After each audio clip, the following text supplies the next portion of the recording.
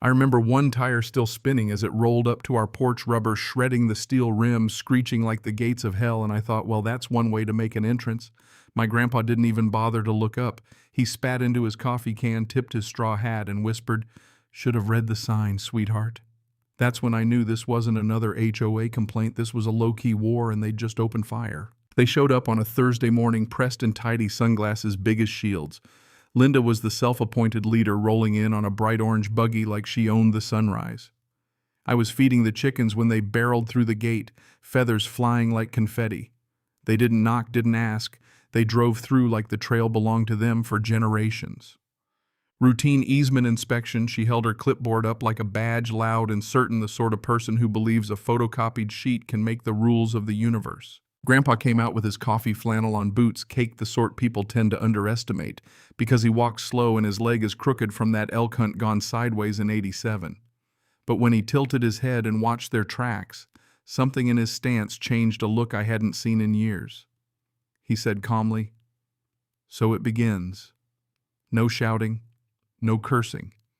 Just that broken smile, and I knew the next move would be action." He hauled an old canvas sack out from under the porch.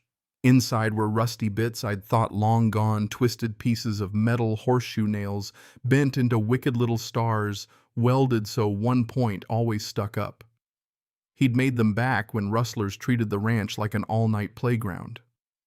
That morning he walked down to the bend where the live oaks blind the trail, and he started dropping those spikes one by one, evenly spaced like sowing seeds for a harvest of consequences. I said, "Isn't that a bit much?"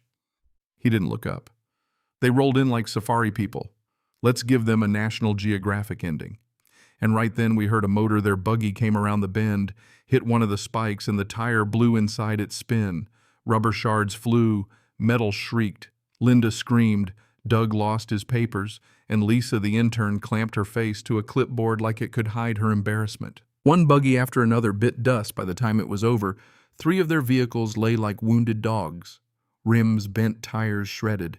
There they stood in embroidered shirts, looking like overpriced mall cops stranded in cowboy country. Grandpa stepped out slow and smooth. When Linda pointed a finger and accused him, "You're responsible for this assault," he just said, "You trespass on my land, spook my chickens, and the minute your toys get scratched, I'm the criminal." That scene was a declaration of war without a single raised voice. Linda screamed about lawsuits, sabotage, county reports, as if the world awaited her call. The next morning she came back looking for evidence, but Grandpa had thought ahead. He'd hidden motion-triggered sprinklers under overturned buckets. When someone came through at night, they got a face full of manure-tainted water and left with brown streaks up their tires, a clue and a reminder. That's when Bucky, the tire guy, walked up, mustache like a broom and a tool belt that looked heavier than he was. He picked up one of those spikes and whistled. "You don't see welds like that on stored junk," he muttered. Linda didn't like his tone and tried to pin suspicion on him, but Bucky shrugged. "Lady, I just fix tires. I don't referee land wars." Watching him jack up those buggies, muttering to himself, I realized this was no random act. It was someone who knew how to weld and why. I sat on the porch with binoculars while they struggled to haul the wrecks out. Linda stomped and vowed she'd escalate it. Grandpa leaned over and whispered, "That was just a warning." And I understood this was only move 1. They tried to come at us with suits next, a polite man in a blazer named Randall, clipboard in hand, calling himself from the mediation committee. Grandpa handed me the air horn. I blew it loud enough to rattle the hills. Randall dropped his clipboard and fled to his SUV. A printed paper fluttered out the window as he did. Phase 2 planning scribbled in red. Linda was trying to get the county to reclassify the trail to fold our land into some shared access zone. If she'd pulled it off, outsiders would start dictating how our dirt is used. So Grandpa called old-timers, ranchers, hunters. The man at the bait shop who doubles as town historian and pickups started showing up in our yard. They brought coolers, tools, and stories. No theatrics, just presence, and presence with weight. They strung a banner across the trail in red. No easement, no entry. Grandpa parked an old tractor sideways, hood up, a sign dangling, "Under repair since 1973. It was quiet, but it spoke louder than threats. A drone flew that afternoon, probably rented by Linda's team to map the land. I took the old slingshot, loaded a golf ball, and sent that drone into a juniper. It tumbled down, we picked it up, wiped it off, and mailed it back with a post-it on the lens. Y'all forgot your toy. Try again. We'll send a goat next time. It was petty, sure, but it worked. Silence followed for a while, but Linda didn't give up.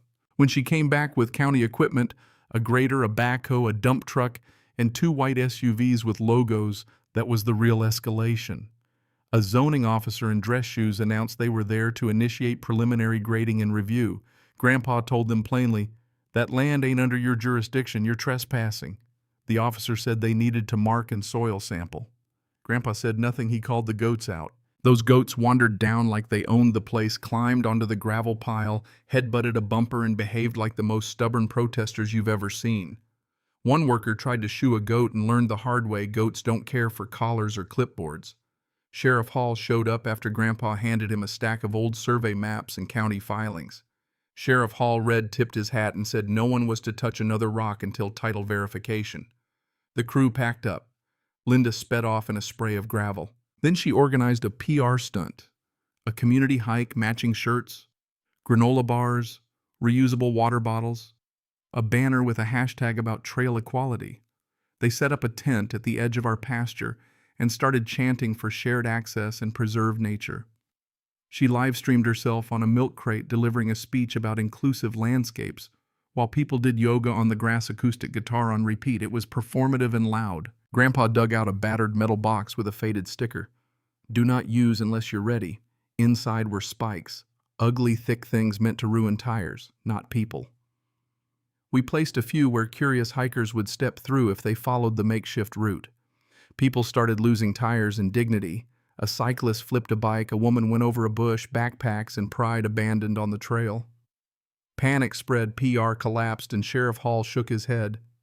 "You brought people onto land you don't own. That makes you liable." Linda's megaphone fell silent. Of course she sued. A man in a suit delivered a glossy envelope. "You've been served." She alleged reckless endangerment, negligence, public hazard engineering, a stack of legal buzzwords meant to scare.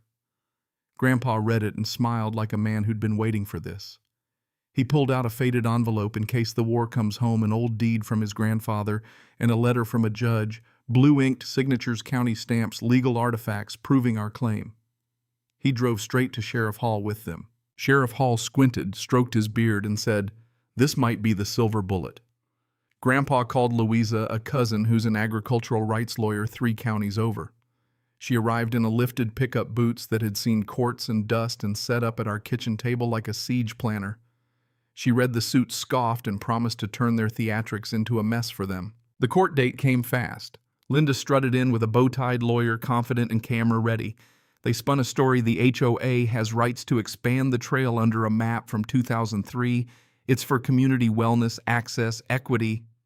Louisa replied calmly and precisely, "Deed." From Grandpa's grandfather, obscure statutes, a voicemail, where Linda basically admitted she was bluffing. She even played a video Grandpa had shot, footage showing Linda directing people onto private land, telling them to keep walking if they encountered private signs. The room went quiet.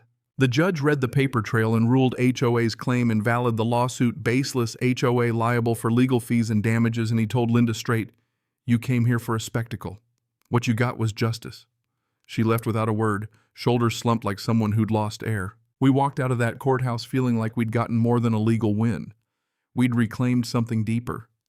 Louisa stayed for dinner. Grandpa offered her the hidden bourbon under the floorboards, a small, solemn celebration.